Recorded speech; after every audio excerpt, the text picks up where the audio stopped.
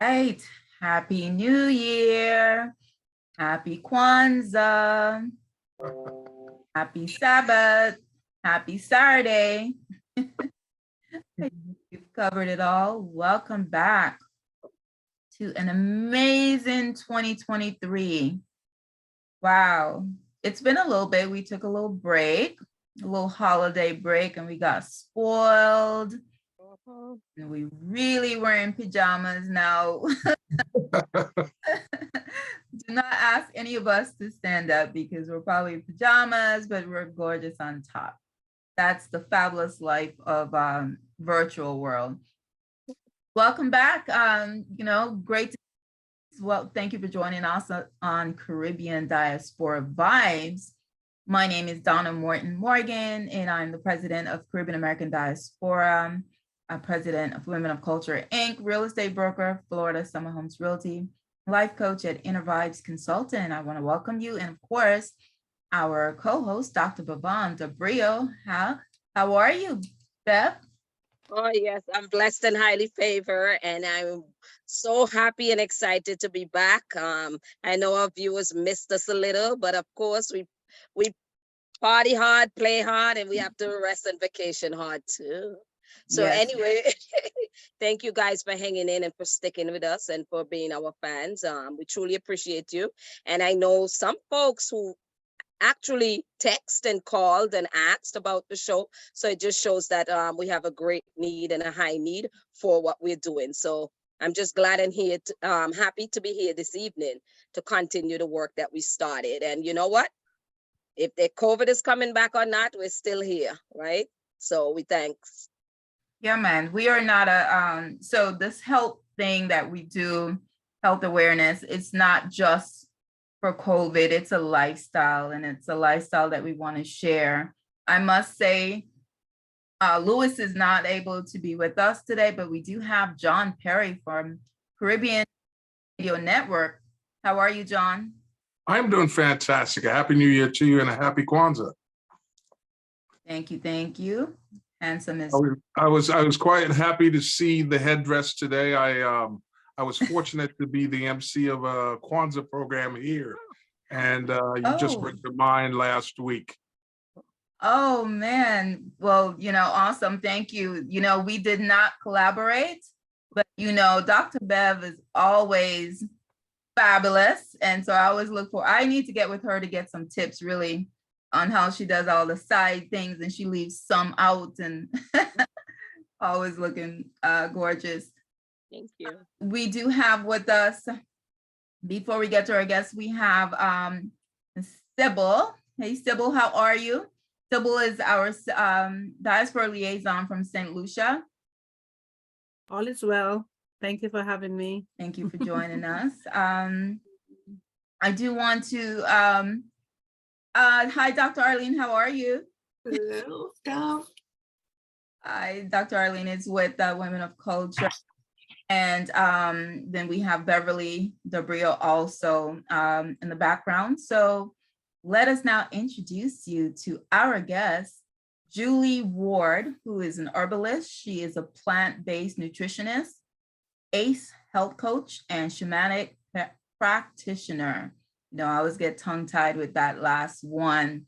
We are so honored to have Julie to give us, share some wisdom with us, because I don't know if you guys know, but Black and Brown in America are number one for a lot of health disparities, such as cancer, diabetes, heart disease, high blood pressure, high cholesterol, stroke, etc. And a lot of it is due to poor eating, poor habits and lifestyle. So we want to be a part of correcting the poor eating and habits and lifestyle. And so that's why we have Miss Julie on today. So thank you. Julie, tell us a little bit. Uh-oh, can you hear me? Yes.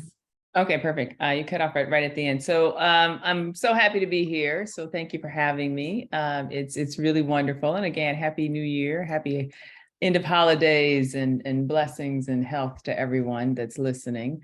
I am an herbalist. I've been an herbalist pretty much all my life. I've been a plant-based nutritionist for a while, but I've been vegan for like 30 plus years. I gave up meat when I was right out of college because it just didn't sit well with me. And so all of the issues that I had as a kid, I just decided, let me see if something else works, right? Let me see if something else changes. And that was a matter of constipation, always sick, always having a ton of mucus, always just like every year, no matter what, I'd get strep, and so just my immune system. And so it was constantly about antibiotics, et cetera, et cetera. So I decided to do a different journey and see how I could be as healthy as I possibly can without synthetic drugs, right? Without having any issues whatsoever. And so I've been blessed to not have anything.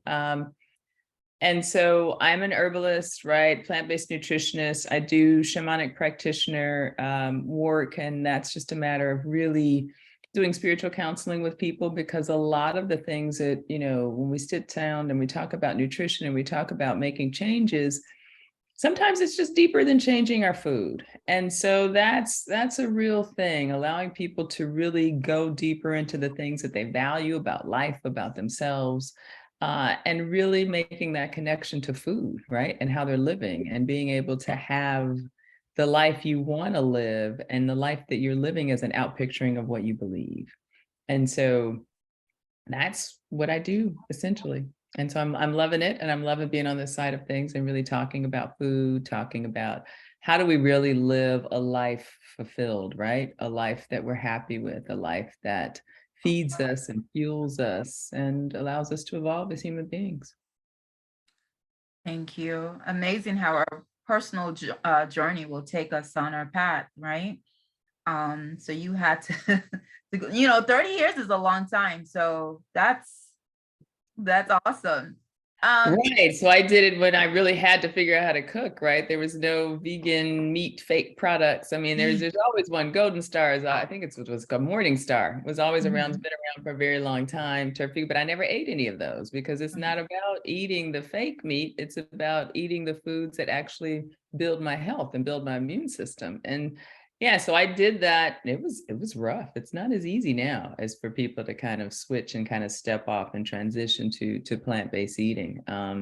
There was a time when you told somebody you were vegan and you were going to an event or conference, and now they would put out a celery and carrot sticks. So you had to figure out how to eat before you showed up. Or somebody, people would make spaghetti without meat, which was perfect, but then all the non-meat eaters would eat all the meat eaters, we did all the non-meat eaters food. And I'm like, okay, what is that? And so that still exists today. And so it's really interesting that people do, I don't really care what anybody says. People really do want to be healthy. People want to eat better. People want to have a different diet. It's just a matter of how to do that and be able to stick to it. Right. So we know that food or overeating, for example, is usually triggered. There's a mental correlation. What do you think about that? It is emotional, more so, I think, mental and emotional correlation. And we have to catch ourselves. Overeating is one of those things that we do. A lot of us are brought up with, you can't leave the table until you finish your plate, right? You can't. So you brought up with having to eat large quantities of food. And what that does is it taxes your digestive system. So we're not digesting our food properly. Let's, start with, we may not be having the food in our plate that's easily digestible to begin with and can help and fuel our body. And then having too much of it, it's just, you get the itis, right? And then you want to sit on the couch, and then it doesn't actually fuel your system. And so I definitely agree. I've done a lot of moving around lately and my life has changed, and I had to catch myself because I was like, oh, this midnight thing, being up till 2 and 3 at night, and the munchy thing, that I was like, oh, this is an emotional issue. What's going on? And so part of it is just recognizing that you're doing something that you really don't want to do. I don't want to eat food at 2 o'clock in the morning. I don't want to eat nuts. I don't want to eat cakes and cookies and anything. That's not something I want to do, but I found myself doing that. And I was like, okay, what's the deeper seated issue here for me? And it was a little bit of anxiety. It was like, oh, wow, how is life? What's life? And so we do have a tendency to eat from those places. But if you just kind of back up for a second and go, okay, what's more important to me? You know, I can meditate through a little bit of anxiety. I can sit still and tell myself the truth about my life, which is that I am very well taken care of. God's got me. It's all a blessing and it's all good. And continue to do that and refocus and really rethink what's causing me to be fearful. And in doing those moments, and then I had to sit down and go, okay, it's time to do a cleanse. I need to stop with all that and drastically make some changes. And things begin to do differently. You know, I'm not up till 3 in the morning anymore, 4 in the morning, and I'm not snacking. So that's a good thing. But I had to catch myself, right? It's not something somebody else can do for me. It's we are responsible for ourselves and we have to take that initiative.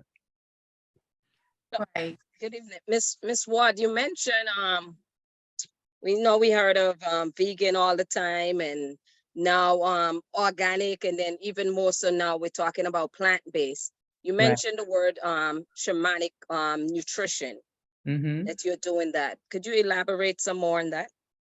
So I've combined the things that I do. So shamanic practitioner and the spiritual work is something that I do, which is close to me, and really reframing my mindset and what I believe about my life and making sure that I'm living a life that pictures what I believe, right?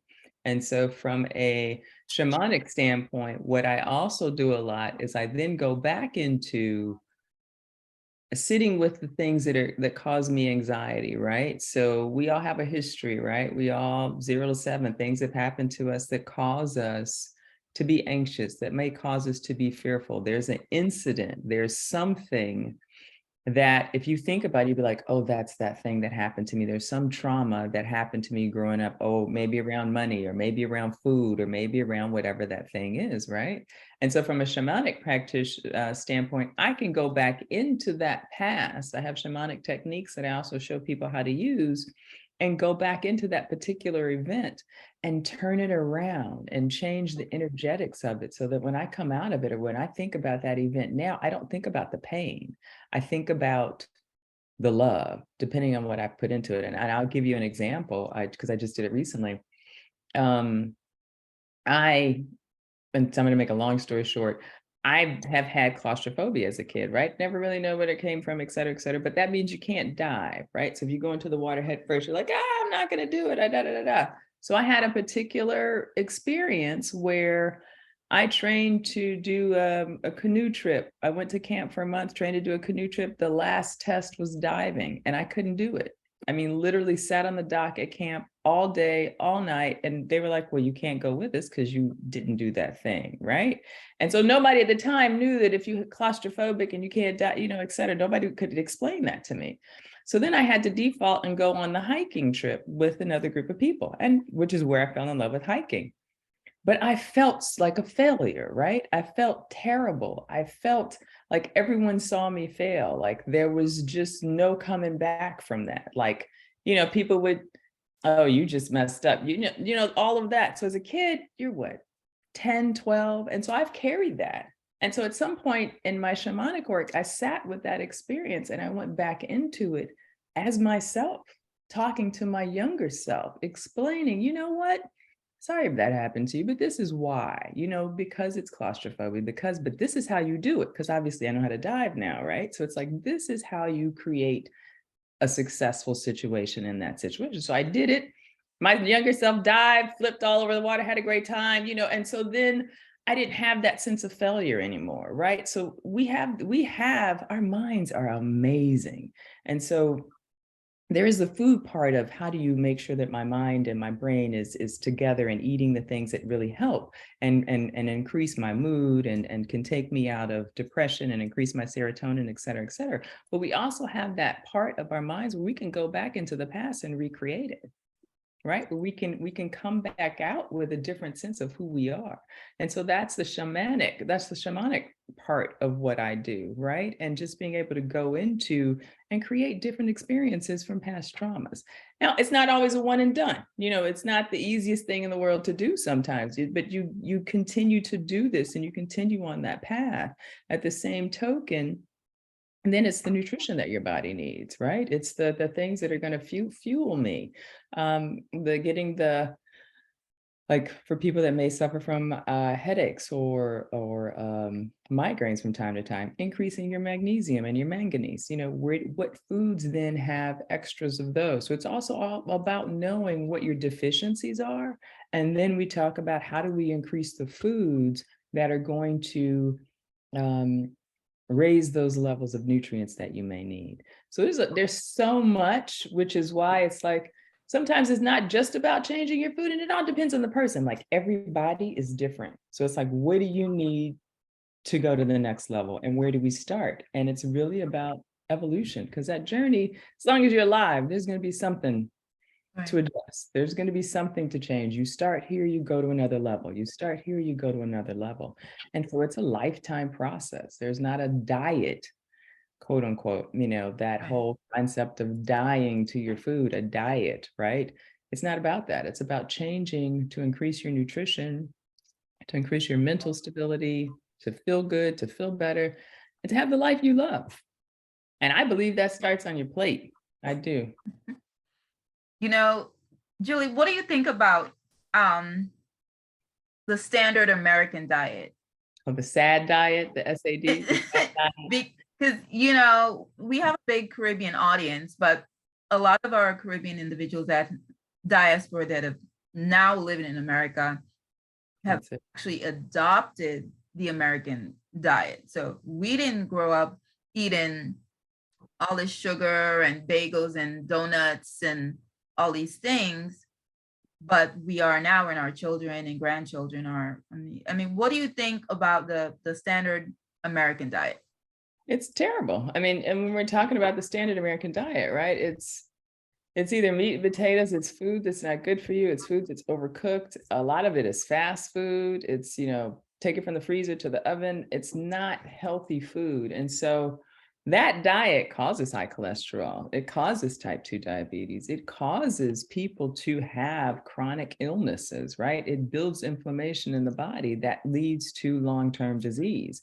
And so, and you're right. I know through my travels, I traveled a lot in and out of Africa, and people that I know that have transitioned to America, you get in 2 months later, they're, 40 pounds overweight. And we're like, well, what? But it's fast food. It's the stuff that is designed to taste good because it has nothing but sugar in it. And so we eat it over and over and over again. And it's terrible. It's the thing that's killing people. It is the thing, there's a doctor that I follow, a plant-based doctor, and I think his name is Dr. Greger. And I watched him do a talk, and he said very clearly, death is a foodborne illness. And most often, the heart disease, the cholesterol, the diabetes, the heart attacks, the strokes, a lot of that is turned around and has been proven to be turned around with plant-based diet. And so if that's the case, then our society is getting fed food that really does kill it. And it's designed that way, because if you're sick and you got to go to the doctor and you've got diabetes, you've got high cholesterol, you get the statins for the high cholesterol, right?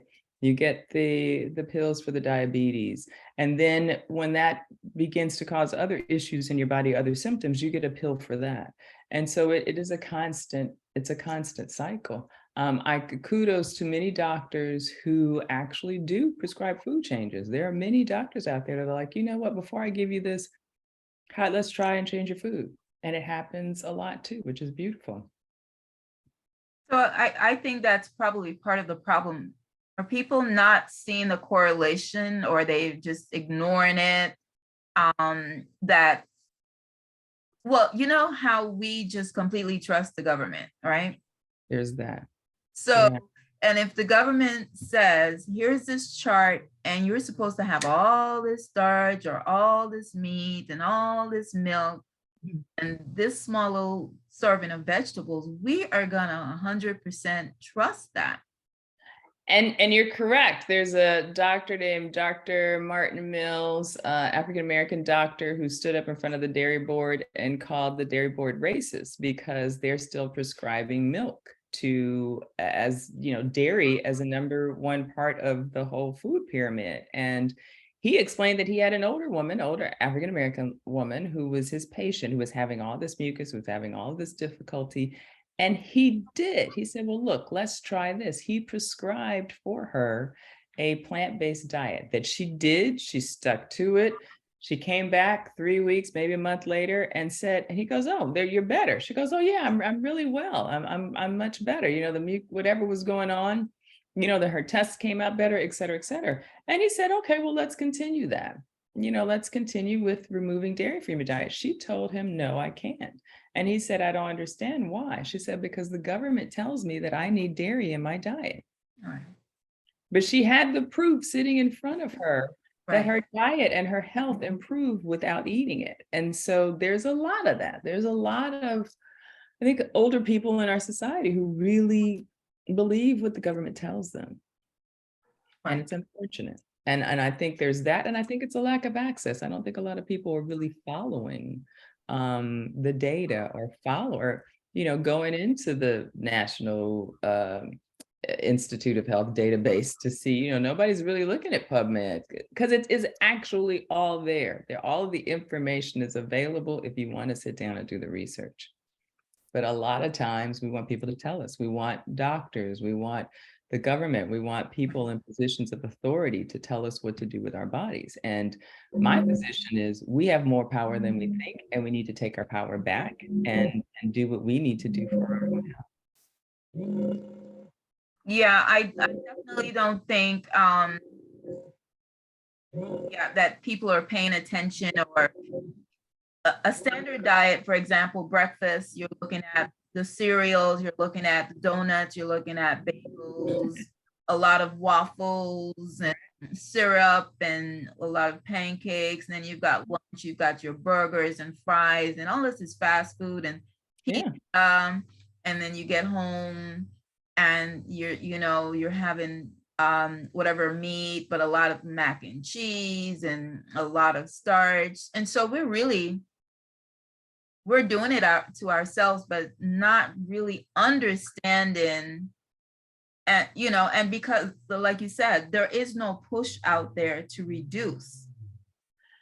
The only push in it, and sometimes I forget that I'm in that world, so I see it and I pay attention to it often. I think heart disease is one where doctors, because it has been proven scientifically, it is clear that they will say, plant-based, if you want to go the diet route, a plant-based diet will help. A plant-based diet can reverse heart disease.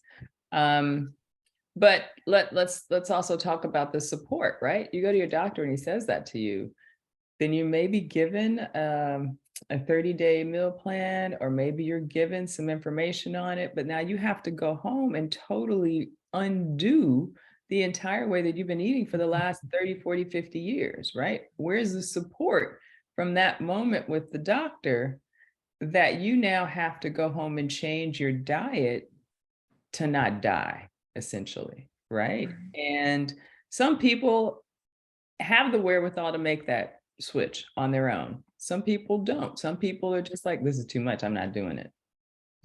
I had some friends who they were both doctors, husband and wife, and she had SIBO, and they did what they needed to do to reduce that. And SIBO is small intestinal bacteria overgrowth, right? Which is causing a lot of problems, which is another thing that people are getting now.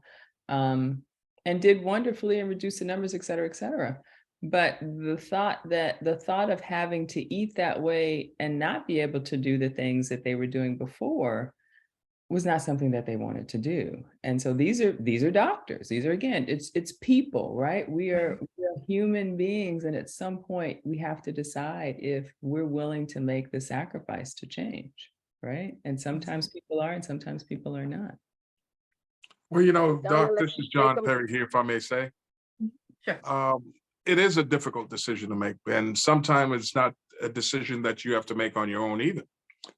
I am a husband, been married now for 52 years, and that decision to get Right. that news from the doctor and then come home and says, babe, I know we've been eating this meat for a while, but listen, we got to change. We got to start eating more greens.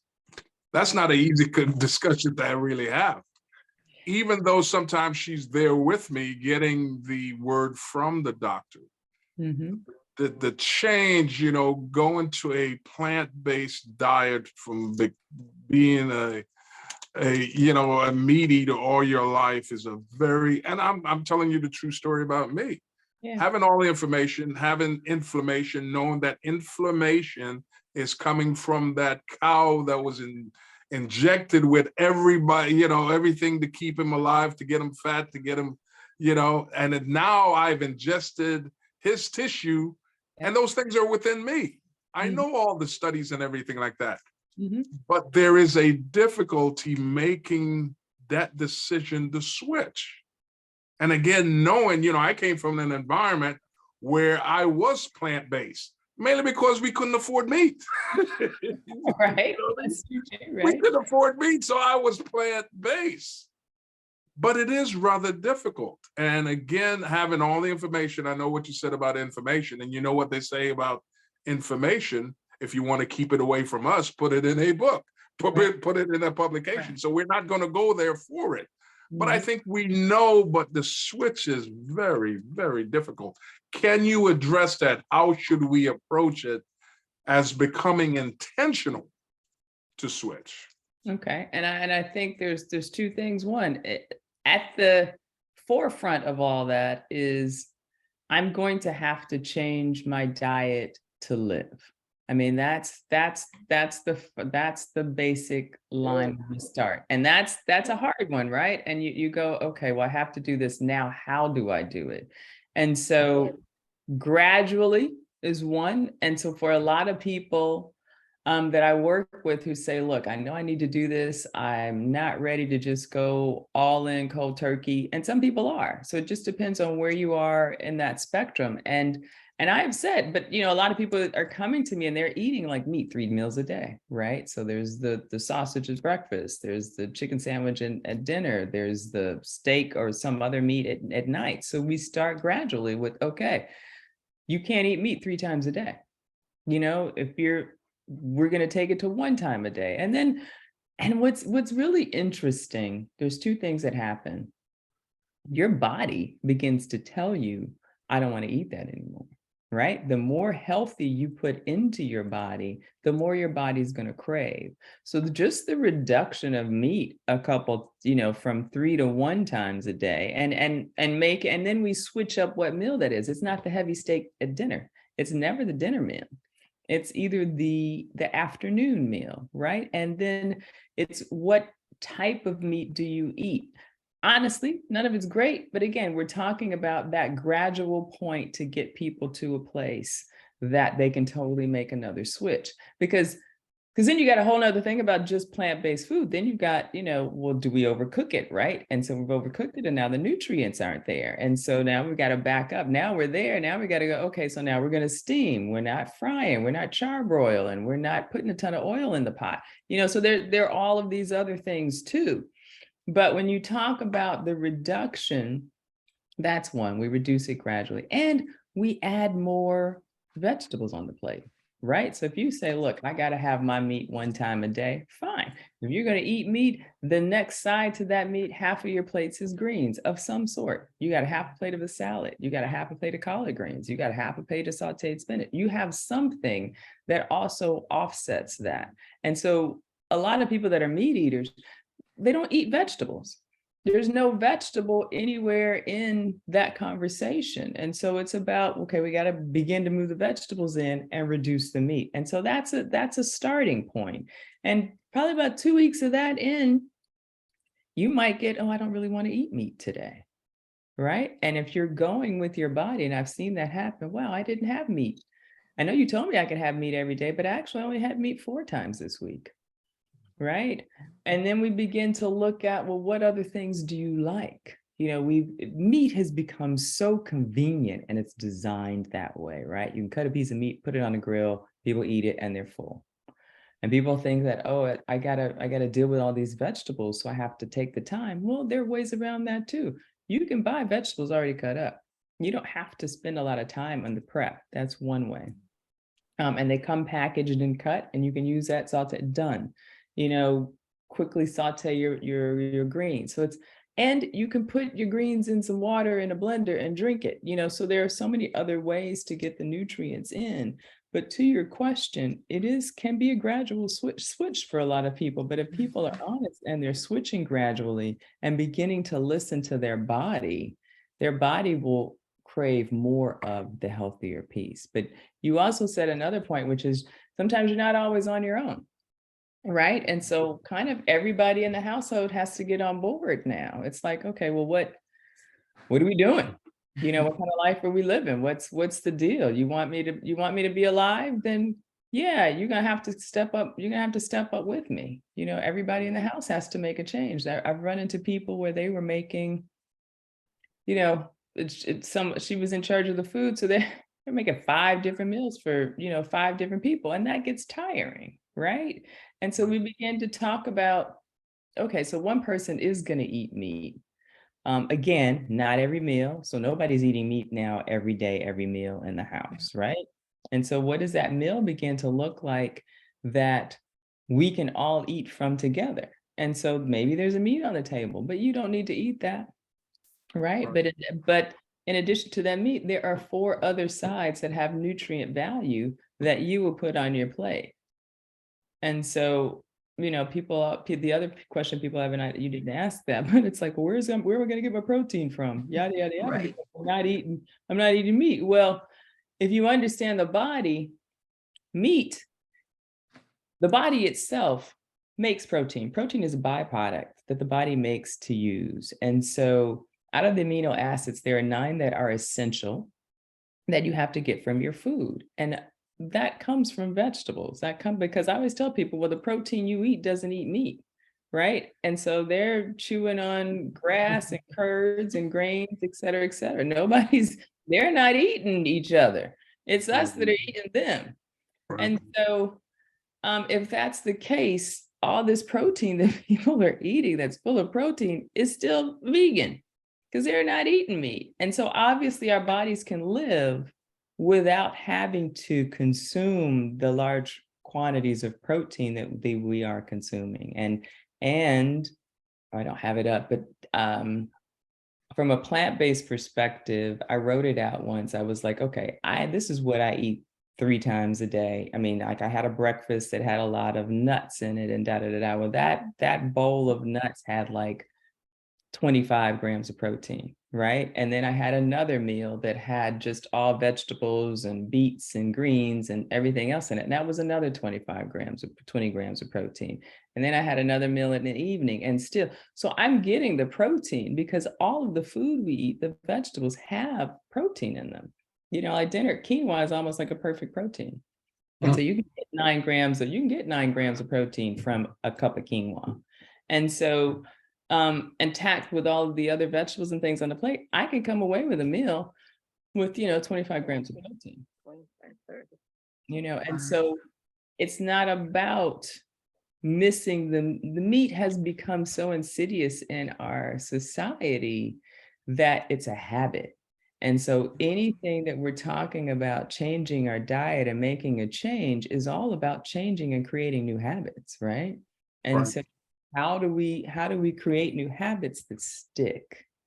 And a lot of that goes back into, which is why I go back into the values work. What do you value? What do you believe? How do you want to live? Because that will then guide what habits you're willing to adjust and change. I hope that answered your question, Jen. You certainly did. Let me one additional last question. Could you speak to the matter of possibly seafood, fish, wild caught fish, as a acclimation towards getting away from meat and more towards the vegan side?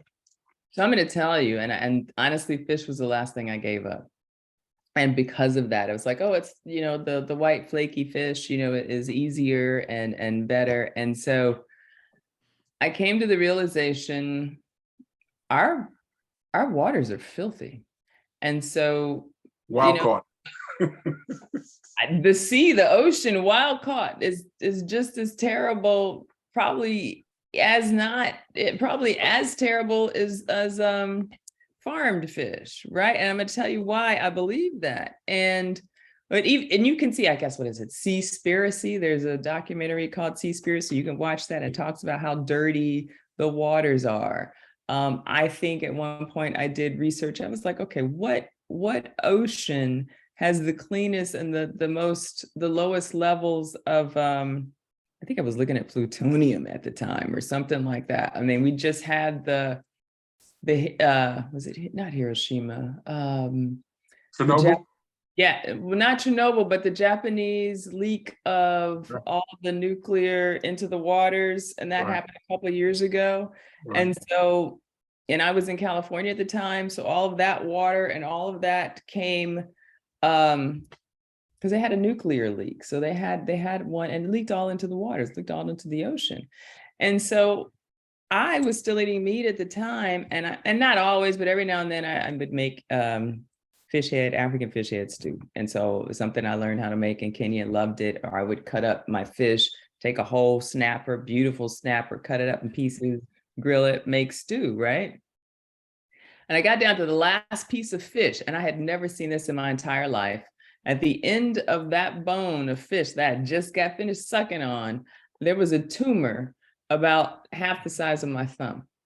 And I'd never seen a tumor on a bone of fish. I've never seen that. And so I began to do more research, and I'm realizing that fish are coming out of the water sick and ill, just like, you talked about the cow and how that's being shot up and et cetera, et cetera. But we have so much metal and mercury and just, chemicals in our water from so many oil spill. And so a lot of that is heavy, right? So, it goes right to the bottom. And so a lot of people were eating catfish and lobster and crab, which are all bottom feeders. Those are the worst seafood. That's the worst seafood somebody can eat, because it's not just the water's dirty. You're getting, I bet it probably glows in the dark at some point. I mean, just all of the chemicals that are in it are terrible for the body, and we can't digest that. And so I don't see it as a transition food anymore. I did at one point, but I don't anymore. Yeah. And so, and I will say this, the one thing that probably, sardines, right? And so sardines normally float at the top of the water. They have a lot of, oils and omega-3s. That might be the only fish that I might be like, okay. And again, that depends on where it's coming from. Kind of take a look at the waters and what's going on in them. There's another, that would probably be it. Okay. Mm-hmm. Thank you very much. You're welcome. Yeah. Oh, So I have one Miss more. Julie, There's continue. Go ahead. Okay, there's one more, and I think they're still in business now. They are, because when I was on this fish journey, I found a farmed raised. They're out in San Francisco, and it's called TWOX by Sea, 2 by Sea. And so these guys are probably like the Rolls Royce of how they do everything. So their water is fresh and clean. They're feeding the fish the actual food the fish would eat, as opposed to synthetic, fish food. They're keeping everything, the tanks clean. And so that was an option, but these guys are so small, and they have no intention of expanding, because they don't want to, they don't want their system to not work. It works now. So there are certain restaurants on the West Coast. If you go to San Francisco, it's called 2 by Sea. I don't know if they're shipping or doing anything yet, because I stopped eating. That was one. Yes. Dr. DeBario, were you? I was gonna say, so Julie just ruined dinner for most of us, but Julie just took us all. took that nice dry fish head that many of us eat on a Saturday night away from the plate. The steamed Oh, fish well. and the okra and Sorry. It was hard for me too, I'm telling you, because I loved it. I would eat it and love it, look at my fingers, and I was like, Well, we know this is a hot topic, so we want to give the chance for others to ask question, a desire that you would like to do. This is the beginning of 2023, and a lot of times diet is on the top of the list. So anyone who'd like to ask a question? Well, I was gonna ask something, and like you said, she really ruined dinner for me. I don't want to eat anymore. But I wanted to ask you, Julie. I heard earlier you spoke about how food can change. You know, how we can use food to change things that are happening with us, especially emotionally. And claustrophobia is something that is really, something I myself suffer from. How would you, what advice would you give to people like me that have to go for an MRI or have to do other things like that? And we have to, actually, that's why I don't swim, just like you said, because of claustrophobia. I don't want to stay in that place, but is there some advice you could give? Because most people that have to go do, a CT scan or they have to go and do an MRI, that machine, I just cannot do it. And So then how do I take care of me if I cannot do that?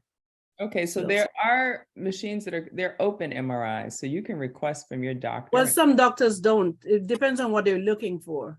They want, So another reason I said that is because they may have to send you out, but if you request it, your insurance will cover it. And so if you're requesting an open MRI, then they actually do have a requirement to find that for you. And that's very true because I've done them. So I've done open MRIs if I've had to do one for my head or my chest or something like that. But you have to be, again, this is where we talk about taking our power back and being really clear that, oh, this is what I want. You have to give it to me. Most people, the first response a doctor may say that doesn't want to go the extra step or do some extra paperwork, it says, I can't do that, we don't have it. But the reality is there's a way to make it happen. And that's a constant conversation that I also, when I work with people, I also say to them, these are the questions that you say to your doctor. This is what you ask your doctor. And I go through a list of things and requests because sometimes, and you have to be very adamant about getting what you need. So that's the first part. And you had another question, I'm sorry. Yeah, how does food, like becoming vegan or vegetarian or whatever the right phrase is, if I eat just vegetables and nuts and pulses and so on, if I do plant-based, like you're suggesting, that is the better way? Because first of all, we cannot have fish, we cannot have meat, we cannot have anything that we like or we think is good for us, which probably is not, like you said. But how does that factor into helping me get over claustrophobia or things of that sort? So claustrophobia is still, and I still struggle with that myself. I have found ways around certain things, but this is where herbs come in, right? To help our nervous system and being able to really relax our nervous system. So part of it is also kind of going back into, shamanically, those particular situations that have caused some of that trauma. The other part is really reducing and resting, not reducing, but just supporting your nervous system when you have to go into any situation like that. So there are nervous system herbs that can also help you relax and be able to hit that head on. And I'm gonna tell you, sometimes for me, I'm like, whoa, okay, I can't do this today, but maybe I'll try it again tomorrow, and so it's also about giving yourself grace and being okay with yourself. If you are switching to a plant-based diet to heal yourself and take care of yourself, that may be enough right now. You don't necessarily have to work on the claustrophobia stuff, in the moment, because that switch it can be a lot. It can be very daunting. And True. There are foods, there's so much, the thing is there's so much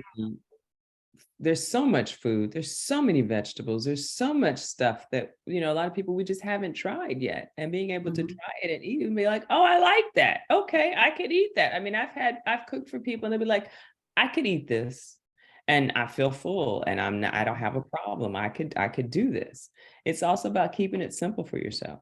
Sure. What's the simplest thing you can make? You could put some quinoa on that you might have in the refrigerator for a couple of days, right? You could take some steamed vegetables that you might have. you could quickly saute or roast some butternut squash. One of the things that's easy is the oven roasted vegetables. You cut them all up, put them in the pan, or get them already cut up, season them, put them in, put some quinoa in a bowl, eat that, and put some greens. I mean, that's a decent quick meal. You know, it's like a 15-minute meal. So it's also about doing it quickly so you can eat it. And I'd be like, I don't got, 2 hours to make myself something to eat today. Yeah. Sounds good. Thank Bev, you.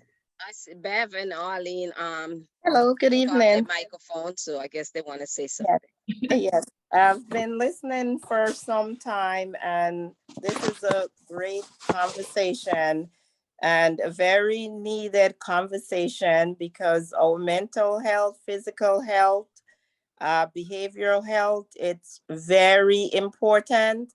And what we eat affects everything we do. Whatever you eat affects how you think, how you behave, how you feel, how you relate to each other. It affects everything. So this is a great conversation. We need more of these conversations. We need more resources about how to take care of our bodies naturally, right? Because as some of you have said today, the medication only causes us to go on medication because medication in itself affects you in other ways. So there is a price to pay for the medications. So the better way to deal with our diabetes, high blood pressure, whatever we're facing, the best way to deal with it is really to adjust, change, modify, basically to eat better. We have to do better when it comes to our diet. Okay. When you spoke about how so many people know that these foods are unhealthy, these foods are affecting their bodies because one, their families may be telling them, their doctors may be saying the same thing, and even your body begins to send signals that something is wrong. People get to the point where they do decide, I want to change my eating habits. I want to change my life and the way I'm doing things in order to better my physical and mental health. However, I think one of the things that we fail to see that carbohydrate, sugar, we fail to realize that these things are drugs. So even when you know that these things are harming your body, the addiction is there, just like a drug addiction. There's an addiction to these food. So even if we know it's killing us, we want to change. We're trying so hard unless we can begin to view that this sugar, these things that are killing us, it's an addiction. So that is why it's so difficult for us to let go. We need to view it as an addiction. So it's not something that is easy. We all know people with different addictions, whether it's drinking or smoking. We know people with addictions and we know how difficult it is to give that up. But, sometimes we think it's only food is harmless, but it's not. It's not. Food is a big addiction in our society, and we need to view it as that. So thank you for being here, and we need to do this again because it is very, very important. Yeah, thank you for that. Because sugar, there's a documentary, and I don't remember the name, so I'll have to get it back to you. But there is a documentary on sugar. I think it's called Fed Up. It might be called Fed Up. That's what it is. And so one of the things that people need to really just look at, people go to the grocery store and buy something to put it in the cart. They don't turn it over and look at the ingredients. And so oftentimes the reason sugar is so addictive is because it is in absolutely everything.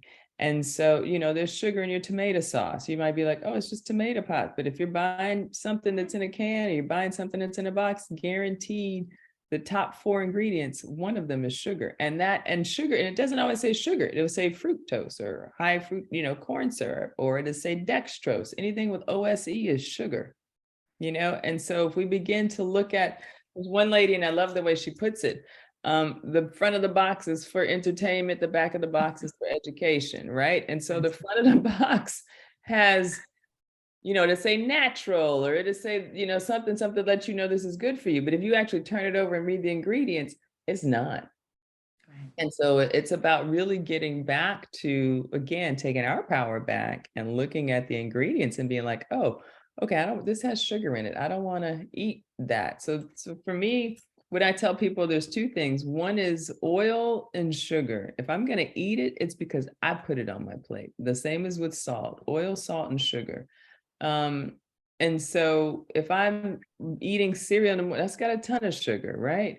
If I've got something that I opened for lunch, that's a box, or I'm cooking, that's another set of sugar, and if I'm eating another, TV dinner, whatever, there's sugar in that. There's sugar in absolutely everything. So it's really about just like not eating meat 3 times a day. Do your best to not eat sugar 3 times a day, or offset it. One of the good ways to kind of come off of sugar is to start eating more fruit, because your body does need carbohydrates. Your body, the first source of fuel for your brain is carbs, right? Carbs and sugar. And so we need it, but we don't need it in the form that it's given to us in. And so substituting that for more fruit, fruit waters, you can put some, instead of just drinking like 16 ounces of orange juice, eat the orange, right? So you get the fiber that goes with that helps digest some of that sugar in your body. So yeah. Dr. Arlene? I thank you, Julie, for bringing this important information to the table. And yes, we are eating well from your presentation. 6 years ago, I decided that I was going to change my diet. So it took a lot of prayer. After my colonoscopy, I said, Lord, my bowel is clean. I'm not going to touch the meat. So my household is transformed. Well, it's just my husband and myself. So let go of the meat. But Julie, I'll have to start another journey because I'm on the fish diet. However, food prep at our house can take 10 to 15 minutes. No more seasoning of meat and cooking and stewing and browning. Like you said, the quinoa, the veggies and all that good stuff. You look at the plate and my husband said, look at that. Aren't we eating well? And it's truly delicious. My husband is a great chef. And I am, whenever I go to the lab, at the hospital to get my lab drawn, and, they would ask me, how old I am and blah, blah, blah. And I would tell them about my diet. Gee, I don't think I could do that. And I said, yes, you can. Got a purpose in your heart that you love your body so much that you're going to do it. And not that I don't know about the fish and the situations. It's just that I kept saying to myself, Lord, I guess I need some protein. So I guess I'm going to hang on to the fish. So it's going to be another journey. But another day, another time, Julie, maybe you'll hear about it. Arlene is transformed. She let go of the fish. Yes. But the meat, I said, I can't believe I've done it. I mean, I went to boarding school. It was all vegan. But those times I never tolerated it. I was just always getting, the veggie meat, it did a job on me. But now I'm older, I can tolerate it more. And yes, from Jamaica, just this much meat you got on your plate. And everything was vegetable. We came into this country and we think that we should kill ourselves. Breakfast and lunch and dinner and supper with meat. No, let it go. Yes. Good for you. Congratulations. That's wonderful. Yeah. Oh, man. As we wrap up, summarize, because I know Julie has to go. Julie, tell us, because you do diet preps, meal plans. You do consultation. Tell us where people can find you. Yeah, so if you go to Fresh Food Alchemy, that's my website, Fresh Food Alchemy, ALCHEMY.com. You can contact me there. You should be able to fill out a form if you want to do a free consultation. I do quick 20-minute free consultations. And then I work with people in a variety of ways. So I work with you one-on-one. I put you in a program, a 5-week program. If you want to transition to plant-based, that's the first one. I do classes online. So the classes that are there, they're actually not live yet, but I'm going to have a class coming up in February. And so it's going to include some herbs, you know, for the nervous system, foods, transitioning to a plant-based diet, and then also the spiritual side of eating healthy, right? So the spirituality. So I am going to put those together, and that'll probably be a 3 or 4 week class. So just definitely email me through if you go to the website, it's wonderful. That's up there too. If you go to the website, there is a list that you have to put your email in, but you can get a list of the most nutrient dense fruits and vegetables. And it's a freebie, so you can download that. But it was the CDC actually did a study, and they studied 47 most nutrient dense fruits and vegetables.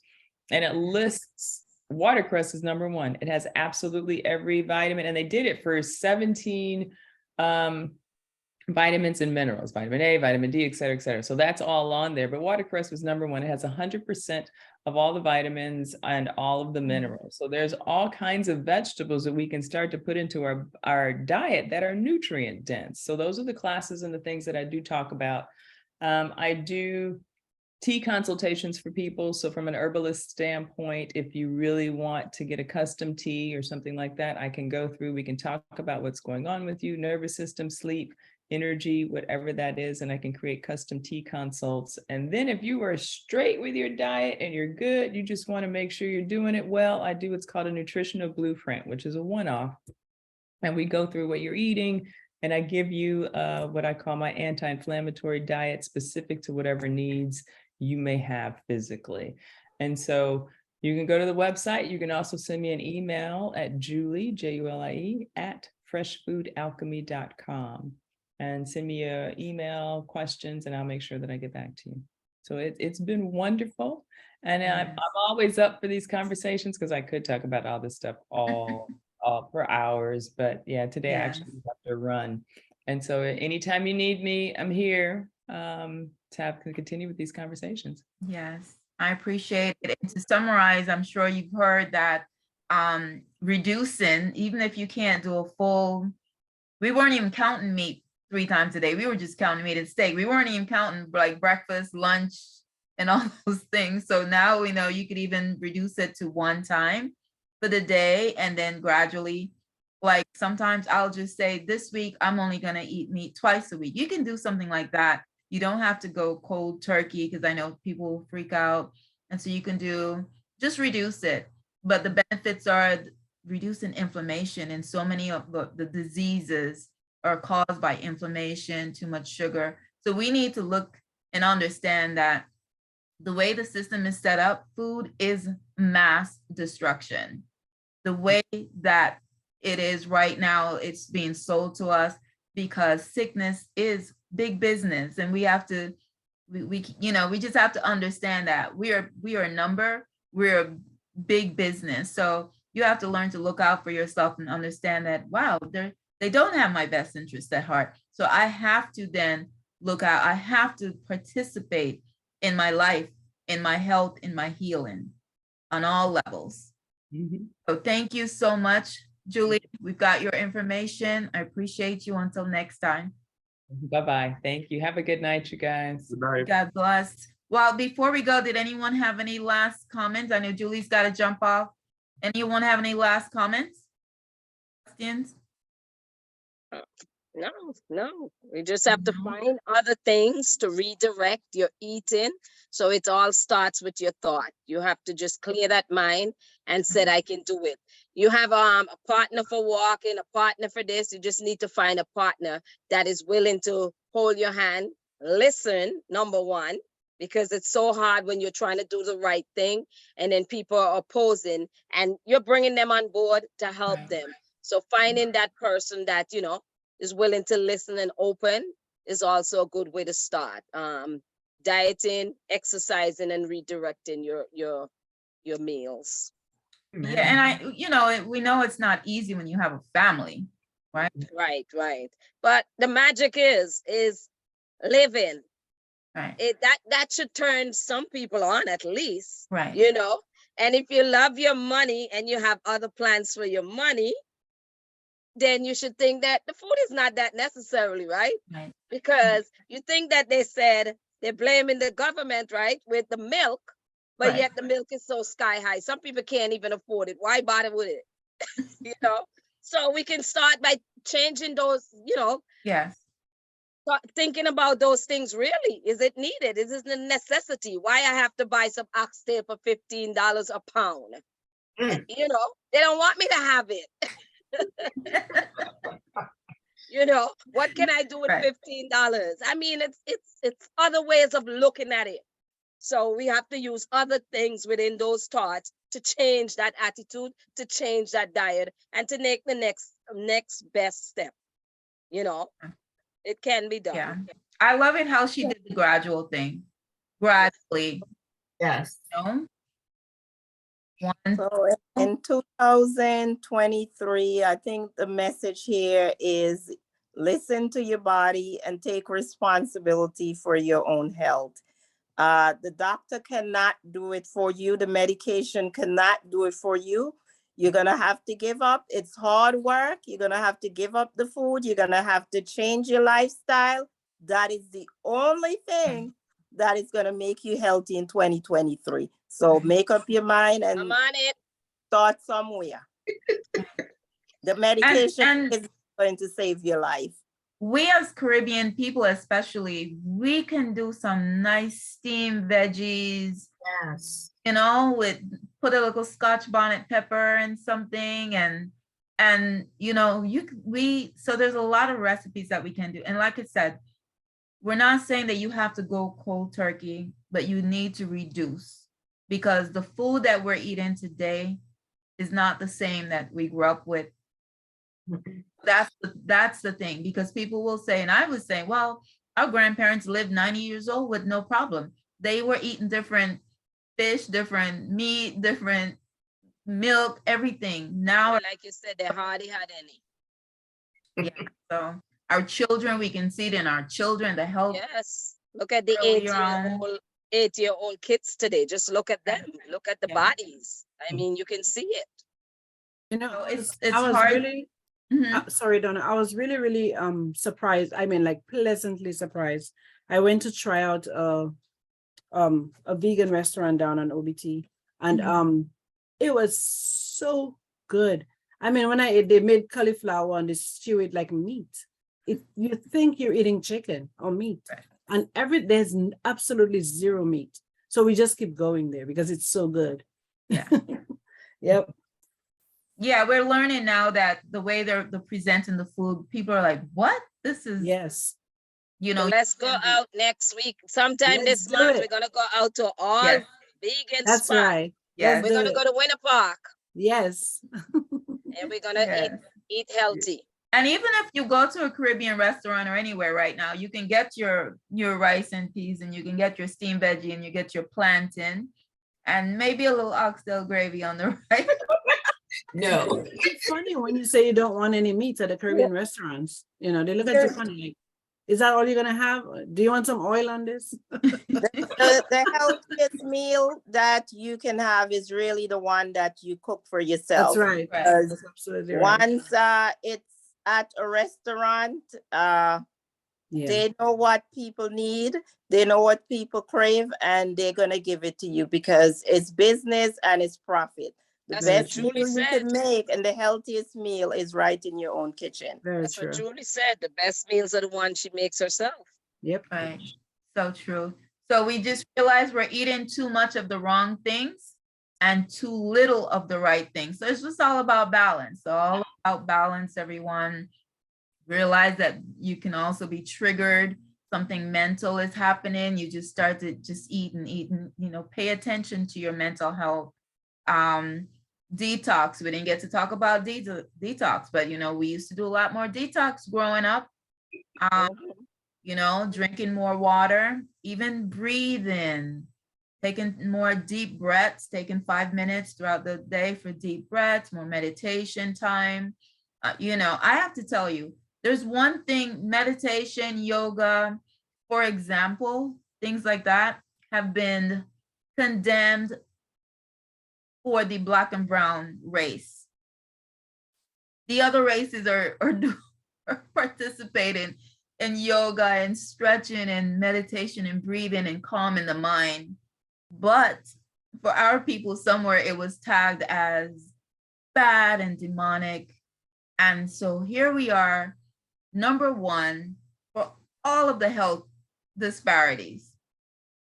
Wow. So understand that there's some setup going on, and there's been setup going on a long time ago for certain people, and demonizing certain things to keep you away from it, while other people are just being in bliss or a lot healthier.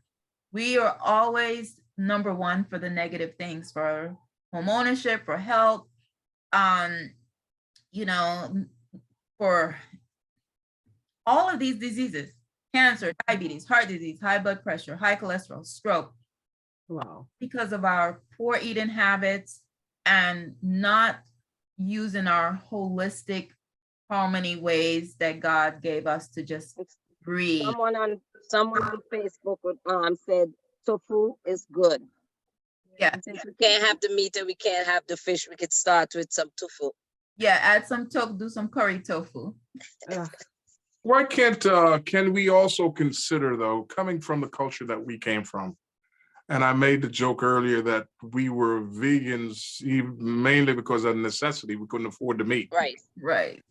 But is there a balance that we could have? And I think that's what we really had. That was a joke back then, but I can really understand that. I think we were more of a balance. We didn't eat that much meat. We ate some meat. The amount of oxtail and the curry goat that we're eating now, we don't eat that back at home. Right. It was a once a week type thing, but most of the meals that we ate were from fruits and vegetables. And That's the so fruits true. is another thing, accessibility to the right fruits. Have you ever noticed one of the biggest things that I enjoy doing when I go back home is going to the market and opening my nostrils and smelling the different smell of food? You could discern 6 different mangoes. Yeah. Publix might have the same thing, but you ever notice there is no smell? There's no smell. There's no smell. You know what I mean? So it gets down to freshness also, because I think a lot of it, when it's exported, it's picked green. Right. Very true. Not reached its potential as far as nutrition and everything like that. So the other problem I think that we have is accessibility to fresh fruits and vegetables. You understand what I'm saying? Right. How do we know? It's not every town that has a whole food section that we can go to and all that. So that creates another problem also. The other thing that I need to mention also, and I wanted to ask the doctor about it, was every time you go to the doctor, it's always another pill. Yeah. It's always another pill. I grew up, again, knowing the difference, that when there was something wrong with me, Mama always go outside and got some kind of bush and came back.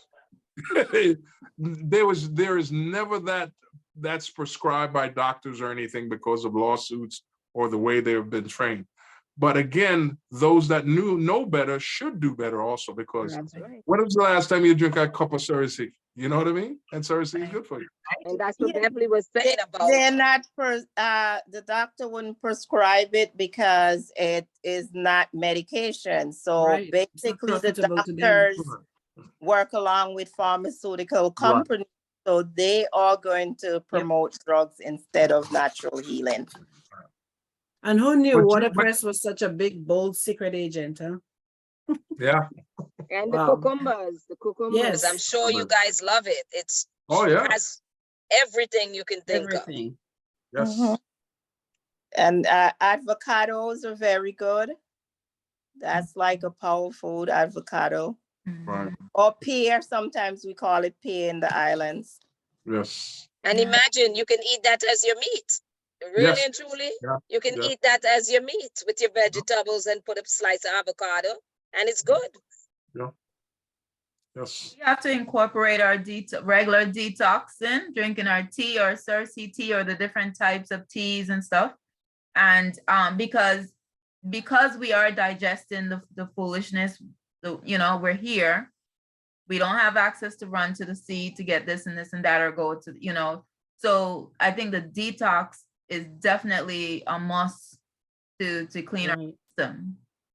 My mom used to make us do that twice a year, every one of Yeah. us, no matter your age, you get it. Ah, So yeah. that's, yeah, You probably And need it Going back more to school is now. a trigger. You That's remember right. going back to school is always a Yes, trigger. You're gonna get a washout that's before it. you go back to school. You remember? Yes. And another of detox for me that we don't normally think of as detox is really taking a long walk. That is Yeah. a form of detox. Mhm. Yeah, man. And breathing and not the regular how you breathe, literally taking deep breaths and holding for 10 seconds and releasing. That's another way to it's kind of like a filter, our lungs to, detox our lungs and so forth. So so basically think holistic, find holistic measures for healing and wait until there's a big problem. Now you got to correct. And then the only thing is meds. Right. So that's the thing. We have to be more on the preventative side starting today. For the rest of them, just make it a lifestyle. Just say, okay, if I'm going to eat meat because I don't want, so do it 3 times for the week. Do it Friday, Saturday, Sunday, or something like that. And then during the week, because that's an example that True. and during the week I may eat clean, or sometimes though things may pop up. So it could just be 3 times a week. But the other 4 days, you're just eating more veggies and stuff, get off the milk completely, immediately, reduce all the dairy. All these things are inflammation. Inflammation is the cause of most of these. So we have to get to work. Donna, may I suggest something also? I know that you ladies do network together. Mhm. And may I suggest possibly accountability, I think, is one of the ways of implementing this and staying on course. Accountability, just to have this and then go our separate ways, I personally don't think is going to be enough. I think possibly an accountability structure whereby you're talking to, your sister there and everybody peer up, as far as reminding each other, keeping each other accountable, I think is possibly one way of at least getting it started. Because again, getting it started is very difficult. But I Yeah. think accountability, just like in other disciplines, would hold people a little bit more accountable. True. Right. Well, we already actually started the trend, and because even right now, like my husband makes milk from scratch with, if you know Mario, he does all this stuff, right? I don't do it. He makes it. So the cashew nuts, oats, all these things, he makes milk with water, and there's a machine that he uses. But so we don't even buy even almond milk or any kind of milk anymore. We do still have little canned milk, evap milk for coffee. But so I'm always putting recipes of like the steamed cabbage, and sometimes I'll do I love mushrooms. So I love mushrooms with green beans and little recipes like that, because it's just different. Show you that there are different yummy options, because it's important. We need flavor, and all of that. So you can do all these things, but don't wait until you get a diagnosis. True. Don't wait, because then it's hard to reverse. Just start from today, a better, like she said, take little baby steps, reduce, that's it. Reduce your meat intake from 7 days a week to 3 days a week. That'll make a big difference. Watch. Well, I think the government is forcing us to do that anyways. Have you priced the meat lately? Pricing is forcing us to do it. when the jobs do all these caterings and they have all the yummy donuts with the sprinkles on top and all these things, walk away from it. Right. This is really, really used, like I said, as weapons of mass destruction to keep us sick and sad. That's it, pretty much. And you're on this line and you go from one meds to another meds and another. And so if you want to have optimal health, emotionally, mentally, spiritually, physically, we have to participate. We have to stand back and go, at the end of the day, I'm the one feeding myself. Yeah. Babies, I'm the one really, so step back from that. Let the family know, hey, I'm making some adjustment. I can still cook for you, but, kind of understand what I need to do for myself, or, because a lot of us are cooking for others. So even something like that, or you cook and certain things, once you start it, it becomes a habit. But you gotta start somewhere. Okay. All right, everyone. Thank you so much for this interesting conversation. Next week we're lining it up, but we're supposed to have someone again come in that works with Jamaica passports and land issues and etc. So we, it's not confirmed yet. That may be the lineup for next week. And then the third week will be all about on home ownership and getting credit. Again, we have a lot of work to do in all areas of our lives, but it's always preparation. All right. So thank you all. Have a beautiful, beautiful Saturday night. And until next time, God bless. God bless. Bless. Happy New Year, everyone. Happy New Year to you all. New Year. Happy New Year.